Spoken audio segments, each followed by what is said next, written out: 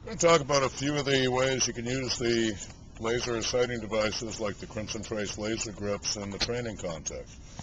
One of the points we try to share with all our students is that even in a full-blown fight or flight state, when your hands are going like this, if you just hold the gun hard, lock the sights and lock the weapon on target and keep the sight on target, it'll quiver on the target and you'll hit the middle of the target. We're here at, I believe, the 4-yard line.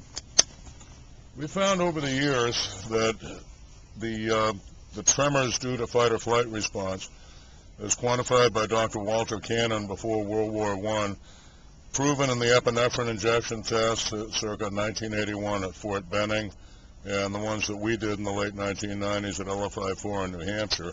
This is about the maximum tremor you're going to get from adrenaline or epinephrine-induced effects. So we'll come up here on the target, and you'll see the laser dot as the hand quivers still isn't leaving the center ring. You may not get one whole groups. They're still all going to be in there pretty much where you need them to be. Now, other things we found with this, you can tell a shooter that he's anticipating the trigger pull and jerking the trigger, and he'll tell you, no, I'm not, you're full of it. Hand him one of these in a safe dry fire environment and let him kind of follow the bouncing ball, and when he sees himself doing one of these, it's a real quick correction and they stop fighting the instruction. Working it from the other direction, many of us have found that teaching a smooth, evenly distributed trigger pull is just one of the toughest things to achieve in a shooting class. By having the student take one of these, lock in on target, and just tell them ignore the sights, hold the dot dead center, and roll the trigger back. It's a real fast way for them to develop that coordination between the hand and the eye, between the trigger finger and the brain.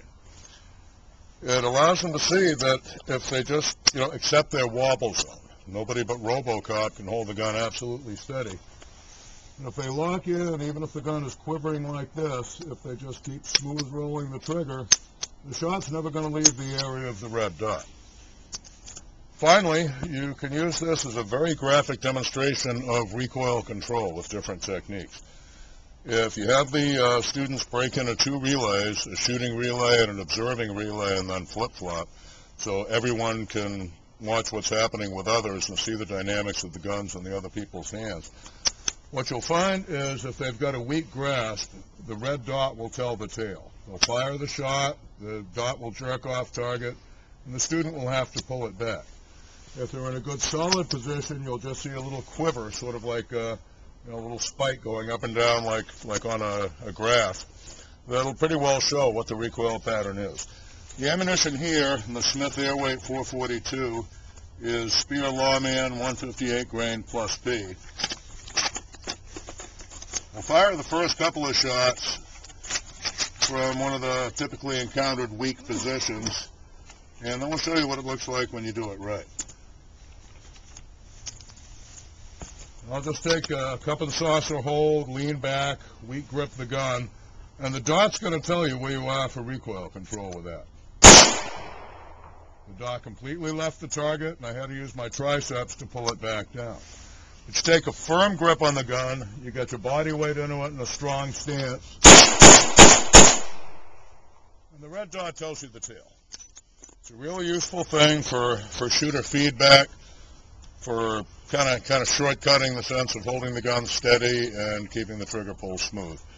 It's a very useful tool for an instructor, and many of us use it as such.